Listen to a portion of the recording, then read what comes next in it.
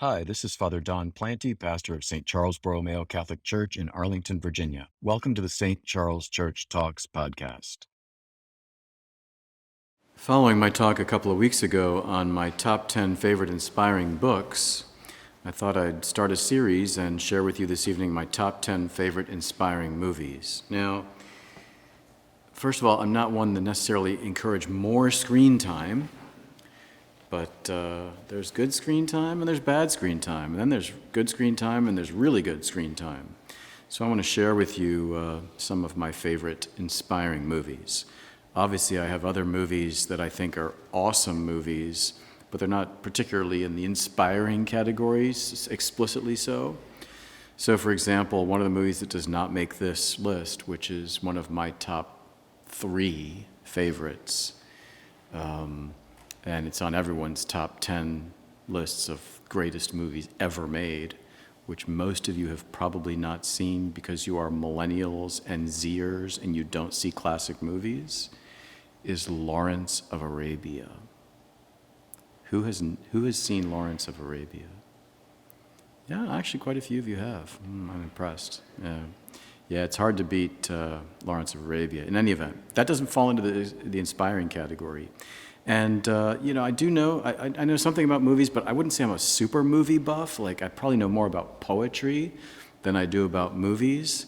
And also because I'm an extrovert, and I don't have a lot of free time. When I do have free time, I love to gather with people and have meal sharing and conversation. If you're watching a movie with friends, there's no conversation going on, right? It's kind of like a lost opportunity to share time together, unless you really have a lot of time together. But in any event, for what it's worth, my top 10 favorite inspiring movies. And these movies are, movies in general, I suppose 99% of movies are about persons and stories about people, right? It's rare that there's a movie, try to think of a movie where there's no people in it, right? Maybe there are documentaries, like nature shows where they're showing, cyclones or lions and tigers and stuff like that, right? But most movies have some sort of plot and story that revolves around human persons or even, fictional, like, cartoon characters like Mickey Mouse, right? Or Snow White or something. But they're about people, right? So you'll find that in this list of top 10 favorite inspiring movies, a lot of them have to deal with saints, of course, because if we're talking about inspiring movies, we're talking about inspiring people and stories of inspiring people. So a lot of them deal with the lives of the saints. In any event, my top 10 favorite inspiring movies, beginning with number 10, Of Gods and Men, from the year 2010. Now, Of Gods and Men is a true story. It's not quite a documentary, but it's a true story. It's a drama based on the true story of monks who were martyrs in Algiers between the years, during the Civil War from the years 94 to 96. As a matter of fact, these men were beatified. Their cause for canonization was open, and they were beatified in 2018. So in a sense, this is the Of Gods and Men is really sort of a life of the lives of the saints, because it's about these Algerian martyrs. By the way, before I forget, I will be at pub time. I'll be handing out the list, so you don't have to write them down or keep track of them. I'll hand out a paper list for you, so you can have the list to take with you if you'd like, for reference. So, Of Gods and Men, 2010, the true story of these monks, martyrs in Algeria, and it shows you that they have a monastery in Algeria, and they have a clinic, and they give out food. They have a food pantry for the needy, and they're ministering to the local people who are Muslim. They're not Christian. And they're just a wonderful Christian presence in this other culture, in the midst of this other religion. But with the Civil War, there's a war of extremists against moderates, and extremists are also killing Christians. And so they have to decide as a community, and it shows the conversations that they had, and this is based on the true story. Do they stay or do they go? Do they stay and continue their quiet witness and their charitable witness in serving the people among them? Or do they flee and go back to France like some others did? And you have to watch the movie to find out what happens. Of Gods and Men, number 10, 2010. Number 9 of my top 10 favorite inspiring movies, Into Great Silence. Now that says it all. This is the one of the 10 that I'm speaking of tonight that is actually a documentary. And it shows you the life of the Carthusian monks at the Grande Chartreuse. So the Grande Chartreuse, which is in the Alps, in the French Alps, was the first Carthusian monastery founded by Saint Bruno. Now, what are the Carthusians? The Carthusians are the strictest and most severe and challenging and difficult religious order in the church. The Carthusians are basically hermits that live in community. How does that work? Well, each Carthusian has his own cell, and he has a cell upstairs, which is his bedroom and reading room and everything, and then downstairs he has his firewood room, and then he has his own enclosed garden. And each monk is responsible for chopping their own firewood and heating their own place. All the meals are delivered through trays, through a slot in the door. The only time they get together is for prayers on Sunday and for Mass on Sunday. Other than that, they're living a solitary life, and it's the strictest religious life in the world. As a matter of fact, in all of the United States, there is one Carthusian monastery up in New England. I don't remember if it's Vermont or New Hampshire. I want to say it's Vermont. But there's no contact with the outside world, really. Now, what the Carthusians are famous for, if the word chartreuse means anything to you, you know there are two liquors named chartreuse, right? There's green chartreuse and there's yellow chartreuse. And it's produced at the Grand Chartreuse in France. And this is a secret recipe with secret herbs only known by 3 monks at a time, in any event. For years, a documentarian sought permission to go into the Grand Chartreuse and film the lives of the monks, and they said, well, let us think and pray about it. Let's get back to you. I think it took 10 years of them praying and thinking about it until they got back to him, but they did let him come in. And so it's basically vignettes from the lives of these monks. And there's very little conversation, as you can imagine. There's very little talking going on. There's a little bit that goes on. But basically they're showing you what these guys are living. And sometimes it just shows you the monks in the chapel. They finish their prayers. They turn off their lights. And they're all in there. But all you're seeing is a blank black screen with a little red dot, which of course is the sanctuary lamp next to the tabernacle. And it'll focus on that for 3 to 5 minutes and just silence. So basically it's introducing you into this great monastic life. Now, when this movie first came out, it was shown in some art house theater down in D.C. I went with a priest friend, and there must have been 20 people in the movie when it started. By the end of the movie, there were 3 of us in the theater. People could not take the silence, right? And it's something like 3.5 hours long. So integrate silence. It's like being on retreat. You need to carve out a good 3 hours when you get. This is perfect for. Unfortunately, we're getting ripped off for snow. Lord, please, why? We're getting ripped off for snow this year. But this is a perfect movie for a snowy Sunday afternoon when you got nothing else to do. This is a great movie for Sunday afternoon. It's the Lord's Day. It's prayer day. It's relax with the Lord, chillax with the Lord day, right? Put on integrate silence and allow yourself to enter into the peace and the joy of the extreme solitude of the monastic life, especially of the Carthusians.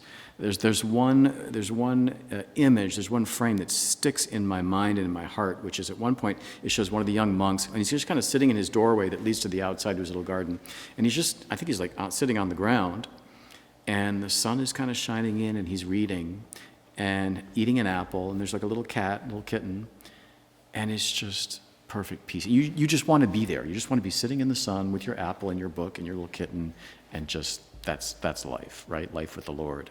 But a great retreat. It's like being on retreat. So when you really need some peace time with the Lord and just to detach from the world, integrate silence. Number 8, my top 10 favorite inspiring movies. Au revoir les enfants. Goodbye to the Children. 1988, Best Academy Award for Best Foreign Film in 1988. That's the year I graduated from college. Incidentally, I know none of you were born yet. But it's based on the true story of Jewish students who were hidden at a Catholic boarding school in France. It's a drama, but it's really based on a true story, and what generally happens in the movie is factually true. Now, as I'm fond of saying of this movie, I like war movies. I like World War II movies. This is the movie which, to my mind, most accurately portrays the horrific nature of war, the horrors of war, the terrible degradation of war, but there's never a shot fired. You have to watch the movie. It's a beautiful movie. It's a beautiful movie with the relationship between the kids with the monks and the staff, and what happens in the end. So, Goodbye to the Children, Au revoir les enfants, 1988, true story, extraordinarily moving film. Number 7, I'm starting to realize there's a lot of French going on here. Number 7 is Monsieur Vincent from 1947, right? Which is the story of St. Vincent de Paul. St. Vincent de Paul is the patron saint of the charitable works of the church, which is in a lot of dioceses, why in a lot of dioceses, a lot of parishes, they have a St. Vincent de Paul Society, which is basically where they have the food pantry or the clothing pantry and the place where they do charitable works, right? St. Vincent de Paul saw that in 17th century France, where you had the extraordinary wealth of the nobility, as in Versailles, where the king lived, you also had extreme poverty in France. And of course, then this was before the Revolution. It was officially a Catholic country, but St. Vincent de Paul founded the Congregation of the Mission and the Daughters of Charity in order to bring the relief of the church and of charity to the poorest of the poor of 17th century France. And this is a 1947 black and white French movie, very touching and moving portrait of a strong but merciful saint, and how he has great relationships with the wealthy and the nobility, and witnesses to them about the importance of them sacrificing and being generous also to the needy and the poor. Very moving account of the life of a great saint. Monsieur Vincent, 1947, number 7. Number 6, now we can speak English. Number 6, my top 10 favorite inspiring movies is The Mission from 1986. Maybe some of you have seen this. It's based on the history of the Jesuit, what they call the Jesuit reductions in 16th century Latin America. Jesuit reductions were basically up in the Amazon and in the jungles of mostly present day Brazil, but also Uruguay and Paraguay. The Jesuits built these extraordinary civilizations. In the middle of nowhere, they built extraordinary churches and cities where they taught the natives the faith, but also they taught natives basic skills. They taught them music, they taught them art, they taught them bookbinding, they taught them how to read and write, they taught them all kinds of, and farming and all kinds of great skills, as the Franciscans did in the missions in Mexico and in California, right? And so the mission is based on the story of these Jesuit reductions and what happens when the civil authorities, both the Portuguese and the Spaniards, who were the colonial rulers of that time, become jealous of the influence and of the work of the Jesuits, which is also historically leads to the suppression of the Society of Jesus, very sadly. In any event, it's beautifully filmed. You would recognize the theme music, which is Gabriel's Oboe, written by Ennio Morricone, great Italian conductor who just died, I want to say last year, a year or two ago. He was a devout Catholic himself, Ennio Morricone. As a matter of fact, my former spiritual director in Rome, who's now one of the auxiliary bishops of Rome, a Jesuit priest, was also Ennio Morricone's spiritual director. But you'll recognize Gabriel's Oboe, that beautiful theme from The Mission. And it's got great drama in it. It stars Robert De Niro, Jeremy Irons. It's got a great cast. And so, and it's beautifully filmed in the jungle, but also a period piece, The Mission, in 1986. Number 5, which also coincides with one of my favorite novels. This is an adaptation of one of my favorite novels, and we're back in French. Le Journal d'un curé de campagne, right? The Diary of a Country Priest. This is a 1951 French neo-realist film, right? The 1940s after the war and the 1950s, especially in Italy and in France, saw this birth of these great neo-realist movies where they're just kind of gritty, black and white, down-to-earth, very direct portrayals of life in general. And so The Diary of a Country Priest is George Bernanos' great French novel. It's one of the 10 greatest Catholic novels of all time. And it was on my list of 10 favorite inspiring books. Diary of a Country Priest was adapted into a film in 1951, and it really accurately portrays the novel. It's word for word right out of the novel. And it portrays the life, what goes on in the life and the heart of a parish priest, and the challenges he has in the parish with the different types of parishioners that he encounters, and his own personal spiritual challenges and his own dark night of the soul. It is seemingly, like the novel itself, it can seemingly be somewhat dark and depressing, but actually it's a novel and it's a movie of great light and of great hope, because this priest ultimately is an extraordinary young priest who does great pastoral work amid very challenging circumstances. It's hard to find us. So some of these movies, like Diary of a Country Priest, Probably hard to find on your ordinary streaming services. There is one special streaming service called the Criterion Collection. Now, if you're old school like me, you actually own DVDs still and have a DVD player. Well, some of these movies that are unavailable for streaming or can only be streamed on Criterion Collection used to be produced on DVD by the Criterion Collection. So, for example, this and another movie I'm going to cite later would probably only be available online under the Criterion Collection, but I didn't check before this to see what streaming services you'd be able to find these on. Some of these are older movies, classic movies, art house films, foreign films, so they may be difficult to find in your ordinary Netflix streaming service, right? So number 5, Diary of a Country Priest, 1951, from France. Number 4, from the year I was born, 1966, A Man for All Seasons. I would hope all of you have already seen that. A great English classic, of course, about a great English saint, patron saint of the Diocese of Arlington, portrays the great wit and wisdom and the martyrdom of St. Thomas More, who died for the faith in 1535 because he would not recognize the king as the supreme head of the church in England, Henry VIII. It really is the most remarkable story of a most extraordinary man who put his faith and his conscience before power, before his job, before his family, before wealth. He was after the king himself, he was the king's right-hand man in one of Europe's greatest kingdoms. He could have anything he wanted, and he gave it all up because he preferred to serve God over the king. As he said, his last words, "I died the king good servant, but God's first." I don't know how he was possible. I'm always in awe of St. Thomas More, and it almost brings me to tears every time I think of him.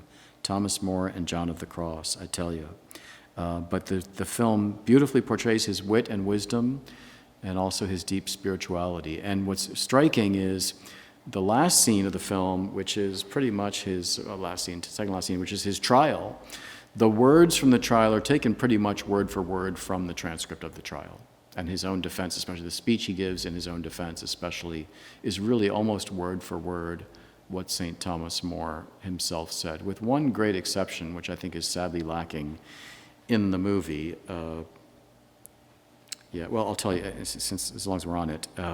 So Thomas More says, this is ridiculous. But in the end, I mean, these guys are, this is an extraordinary injustice, right? Extraordinary injustice. They're putting this man to death basically for being silent. He would not sign the oath recognizing the supremacy of the king. He wouldn't tell them why he wouldn't sign the oath. And because he was quiet, they put him to death for it, right?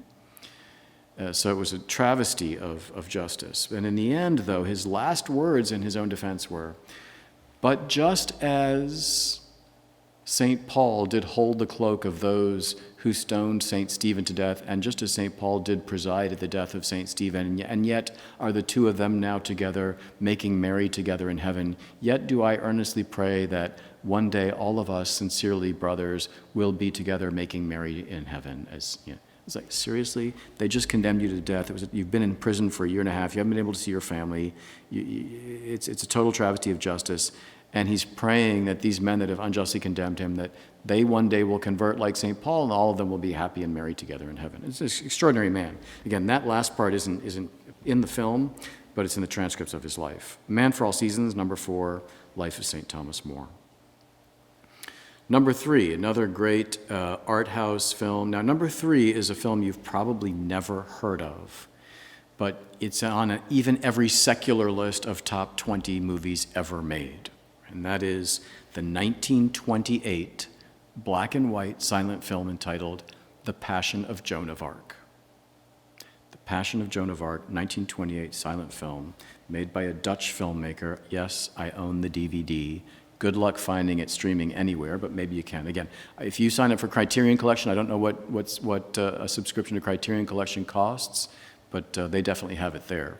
The Passion of Joan of Arc is a dramatic silent film portraying the trial and the martyrdom of Joan of Arc using the original transcripts. It's crazy. The original transcripts from the trial of Joan of Arc, and we're talking 15th century, 1400s, is in the Bibliothèque Nationale of Paris. Like, they've got the original book where the transcripts were taken down about what was asked and what she said and responded. And in the film, it's quoted directly from the transcripts of her trial. It's really extraordinary. And the actress does an extraordinary job. Now, this is silent film, right? So the expressions are everything. And they're very moving, and they're very subtle, and they're very dramatic, because there's no words that are being spoken. Now, they do move their mouths, and then there's the screen that says the word that they just said. And later on, there was a soundtrack that was played. It's a symphonic soundtrack, which I recommend, which goes along with the movie. But it's an extraordinary film about an extraordinary saint. You know, the lives of the saints all are extraordinary, right? They're all people that achieved an extraordinary degree of holiness and serve as models for us of holiness in different walks and ways of life. But in all the extraordinary, amazing lives of the saints, there is simply nothing to compare to a 16-year-old girl dressed in armor on the back of a horse leading the king's troops into battle. There's just nothing else in the lives of the saints that compares to that. It's just wild, right? So, and of course, they don't show the battle scenes in the movie. This is all her trial and martyrdom. But an extraordinary saint. I mean, again, of all the lives of the saints and all the crazy and amazing and wild things that they did over the last 2,000 years, there's really nothing that compares to the story of Joan of Arc. This film, interestingly, in the history of the film itself, the movie itself, it was lost for decades. They thought they had lost all the copies of it. And it was rediscovered in 1981 in a Norwegian mental institution, right? Because it turns out that the guy that ran the institution had been friends of the debt director, and he had sent him actual reels of the film, and somehow it got stored away somewhere, and it was lost for many, many years and rediscovered in 1981. So, in any event, The Passion of Joan of Arc, 1928, silent film, awesomeness, one of the top, probably go home after this, Google, top 20, top 30 movies of all times, not by Rotten Tomatoes, but by people that know their films, right? Number 2 of my top 10 favorite inspiring movies, Ben-Hur, 1959. Now, I hope you guys have seen Ben-Hur, right? Charlton Heston, right? Right? I don't see a lot of heads nodding in any event. So, excuse me. Ben-Hur is based on a novel written by a Civil War general, Lew Wallace. After the Civil War, he was a Union general, retired, and he wrote a novel called Ben-Hur, and the subtitle was A Tale of the Christ. Now, I don't think that comes out in the movie. When it shows the title at the beginning, I'm not sure. I don't remember if the subtitle is there, A Tale of the Christ. I don't think it's in the movie. But certainly the novel subtitle was A Tale of the Christ. And it's the story of Judah Ben-Hur, who's Jewish, of his family, he and his family's encounters with Jesus, right? But it begins in Palestine, where he encounters Jesus, and it goes on to shipwrecks and chariot races, imperial processions, all the way up to the crucifixion of the Lord and what happens in the end to Judah Ben-Hur and his family. But I mean, it's unbelievable. It's unbelievable because this is 1959, right? This is before CGI. One thing they film is Ben-Hur ends up being in Rome, and he ends up being a charioteer. So they film chariot races, right, in the Roman circus. And what you're watching on the movie is a real chariot race, with real horses and people were seriously injured at the filming of this film, right? Because this is an awesomeness Roman chariot race from 2,000 years ago, and it's being filmed in real time with real people. And when you see all those people out there, those are real people. They're not little computer images, right? Extraordinary action. It's got drama, and more than anything, it's got the healing power of Jesus. There's one scene in the film which I think is extraordinary. Now, in those days, they didn't show the face of Jesus. That was seen as disrespectful. So it's 1959, old school. But at one point, in his first encounter with Jesus, you see Charlton Heston, you see Ben-Hur's face, and you're looking at him from behind. You see Jesus' head from behind. Jesus gives him a drink of water. It's one of the most masterful pieces of acting I've ever seen. And what happens to him when he sees the face of Jesus is extraordinary. Now, to give you an idea of how great a movie Ben-Hur is, it won 11 Oscars, and it was unopposed on that level. No film had ever won more Oscars than Ben-Hur until Titanic, which also won 11, and then finally the Lord of the Rings, Return of the King, also won 11. So they're the top 3 Oscar getters of all time. You've probably seen The Return of the King, right? Right? Nod your heads. Yes. You've seen Titanic? Yeah, of course you've seen Titanic. Well, if you haven't seen Ben-Hur, that had 11 before they did. Extraordinary movie, fun, action, drama, Jesus. What else do you want, right? And number one, which is just the opposite of that, in my top number one favorite inspiring movie, which also happens to be Pope Francis's favorite movie, is the 1987 Best Foreign Film winner, Babette's Feast. People ask me, what's Babette's Feast about? It's about a feast cooked by Babette, right? That's what Babette's Feast is about. It sublimely portrays the sacramental economy, that for Catholics, matter matters, and that stuff can mediate grace, and that through meals, conversion, through meal sharing, conversion, and sacramental communion and union can take place between persons. It really is a great contrast between the Protestant understanding of grace, which is not sacramental, and the Catholic understanding of grace, which is deeply sacramental. And it's all in the context of a French refugee in the Danish peninsula, and this contrast between this very stark and rough Danish life and this Protestant religion, and the kind of fundamentalist Protestant religion, and this Catholic woman and her gifts for cooking. So it's all about healing through meal sharing, sacrifice, conversion, and there's even a Mozart duet thrown in there for good measure, which is like, what's better than Mozart, right? Mozart's like, when you're depressed, listen to Mozart. It's like ice water, right? But there's that great duet from La ci darem la mano from Mozart's Don Giovanni is also featured in the middle of this Danish film, which takes place on the stark Jutland Peninsula of northern Denmark. But Babette's Feast, it's lavishly, gorgeously, sacramentally, feastingly Catholic, and you're going to want to go to the best French restaurant you can find right after watching the movie also. But check out Babette's Feast. So that's what I got. Top 10 favorite inspiring movies. Look, we're all streaming, right? You're all streaming stuff, right? If you're going to stream stuff, stream something that's really inspiring, that can really move you to grow in love of God and love of neighbor.